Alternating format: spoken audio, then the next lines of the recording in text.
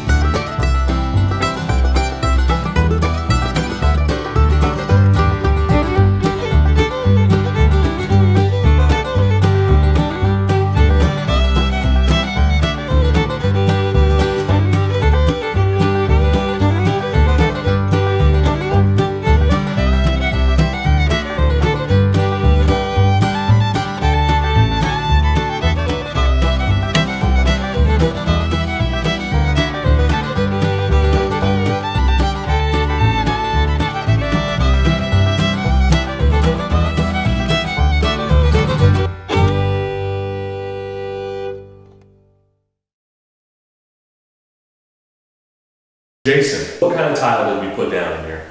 We have a 12 by 24 porcelain on the floor.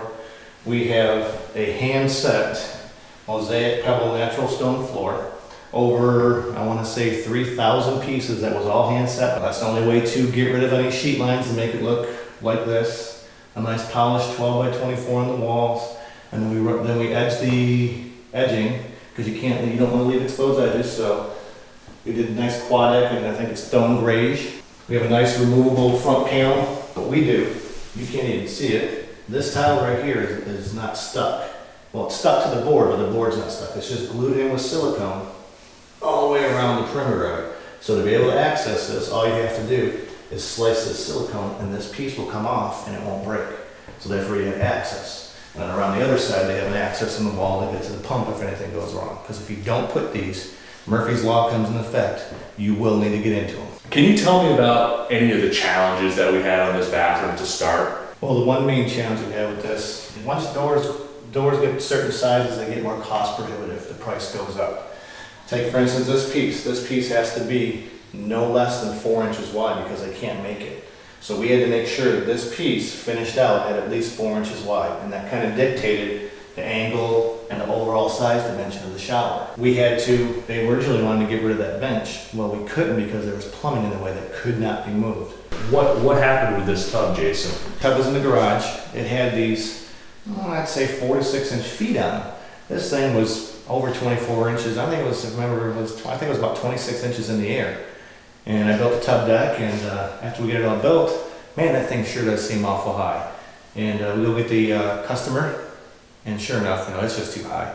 So we had to come up with a solution. What we ended up doing was we actually cut the feet off the tub, so that way we could drop it down. We ended up putting in this cabinet, and under here we can see we had a vent there that we had to customize, and that looks great.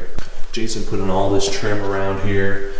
We put in the cabinets and put on these handles, and as usual, all our plane changes on this are color matched silicone. I really like this detail here. Really turned out well. So this is all zoomable work. I can bring this camera up close, and like this mitered edge here, you can see that turned out great, for example, above here. And we can see this detail here as well. This was a great example of Jason's mastery in building master bathrooms. What I like to always say is this is like a game of chess when you build a master bathroom. The move you made 20 moves ago determines whether or not you're going to win or lose.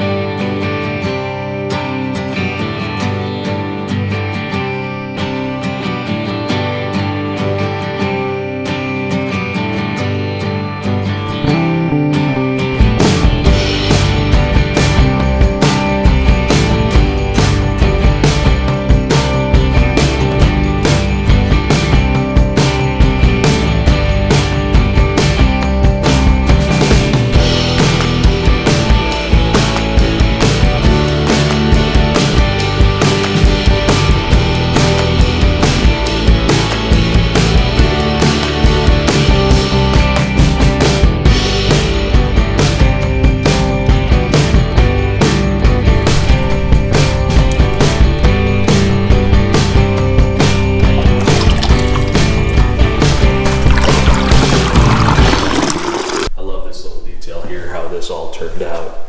So how this dead ends into that and goes right up the wall here, and all of that matches top of the window, all the way around.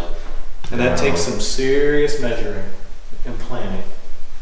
Be able to hit all your marks like that, because that window's not perfectly level. Nothing in this room is perfect. So you have to give and take, and it takes quite a bit of measuring and planning and layout to accomplish that. We don't just willy-nilly start at any old point and just go from there and it is what it is. We don't do that. We try to plan out and map out as much as possible so you have the most pleasing cuts. Jason, what did this whole project cost? This one was probably around 45 to 50,000, completely finished. We get this call all the time where people don't think it can get to that high. Well, you start adding up the line items, these countertops were probably north of $3,000 just for that. The cabinets were $2,000. This door is almost $3,000. So you start going line by line, and next thing you know, you're at $50,000. It's really not difficult to do. Nothing worse than paying for something you're not getting what you want and it doesn't do what you want it to do. The saying goes, if you can't afford it twice, you can't afford to do it. It's a real risk. With us, we take as much of the risk out as possible from this remodel. We show you all of our work that we do, and we try to make it as easy as possible on you. Ben and Jason from Hamilton Tile. If you care about how your project is built, you don't want to babysit your contractors. If you've been ripped off by the other guy and you're ready to pay for the service that you desire and that you deserve, and for the finished product that will stand the test of time and make you happy every day that you use it, give us a call. HamiltonTileGA.com is a place where you can learn anything you want to know about us. Thanks for watching.